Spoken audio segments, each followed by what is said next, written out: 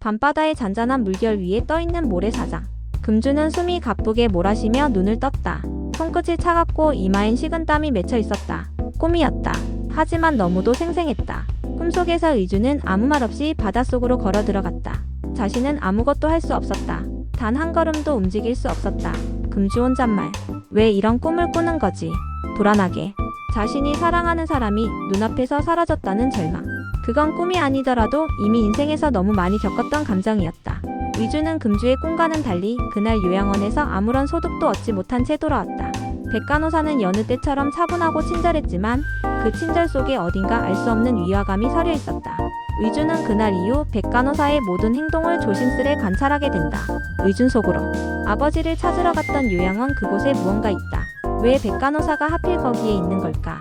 그리고 그는 예전에 백간호사와 아버지 사이에 어떤 연관이 있었는지를 다시 조사하기 시작했다. 한편 금주는 의준에게 말도 없이 보천에 남았다. 서울과 보천을 오가는 고된 출퇴근이었지만 그보다 지금은 곁에 있고 싶다는 마음이 컸다. 의준은 그런 금주를 보며 살짝 미안함과 감동을 동시에 느꼈다. 의준, 이런 걸 보고 진짜 사랑이라고 하나봐. 내가 더 잘해야겠다. 두 사람은 마치 오랜 연인이 된 듯 자연스러웠지만 그 안에는 말 못할 불안과 걱정들이 고요하게 깔려 있었다. 그 불안의 중심에는 김수석이 있었다. 금주는 드디어 승진 명단에 이름을 올렸지만 그 기쁨은 채 하루도 가지 못했다. 김수석이 공식적으로 폭행건을 고발한 것이다.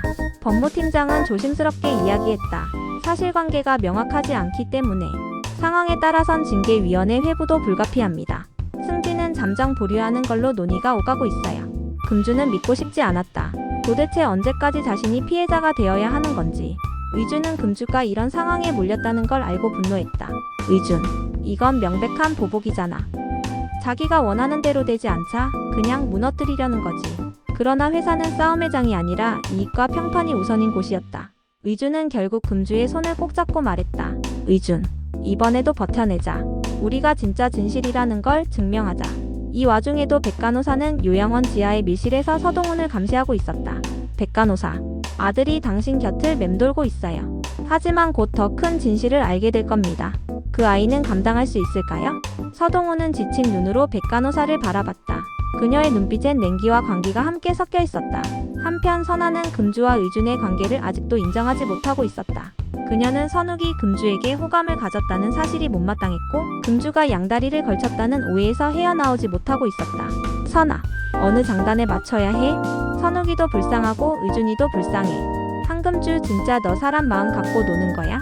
금주는 더 이상 참지 않았다. 금주, 내가 뭘 그렇게 잘못했는데? 이젠 내 시선이 더 불편해. 의준이한테 진심이야. 그걸로 안 돼. 그날 밤 금주의 어머니가 쓰러졌다. 과호흡과 저혈당. 최근의 걱정과 스트레스로 인해 갑작스러운 탈진이었다. 의주는 급히 어머니를 병원에 데려갔고 병실 앞에서 금주를 기다렸다. 금주는 병원으로 달려오면서 수없이 되뇌었다. 금주 속으로. 엄마가 아셨던 걸까? 나 혼자 괜찮다고 버티는 게 다가 아니었나 봐. 병실 안에서 조용히 숨을 고르던 금주의 어머니가 눈을 떴다.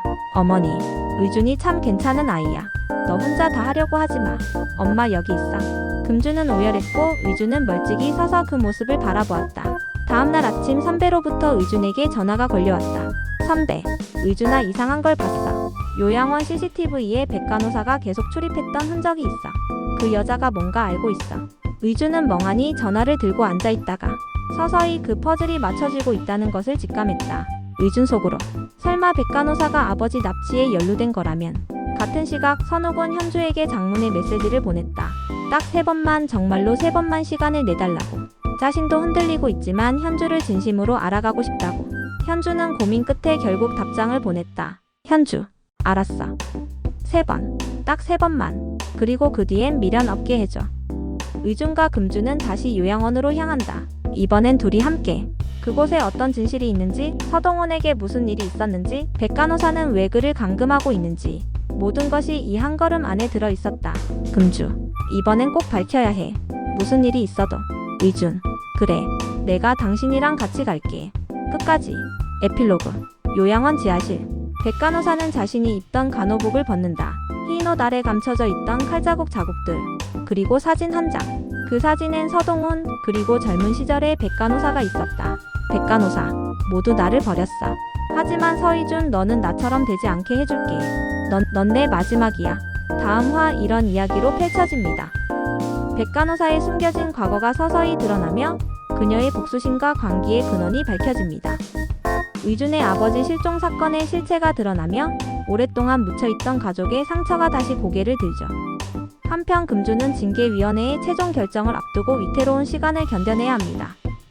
김수석은 점점 더 극단적인 선택을 하며 회사 안팎에 큰 파장을 몰고 오게 되죠. 선아와 금주의 갈등은 정점을 향하고 이들의 오랜 우정은 시험대 위에 놓입니다.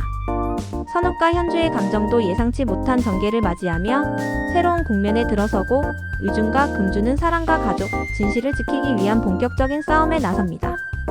끝까지 읽어주셔서 감사합니다. 금주를 부탁해의 다음 이야기는 더욱 뜨겁고 더욱 깊어질 예정입니다. 우리가 사랑한 이들의 선택과 감정이 어디로 향하게 될지 함께 지켜봐 주세요. 그럼 다음 뇌피셜에서 또 만나요.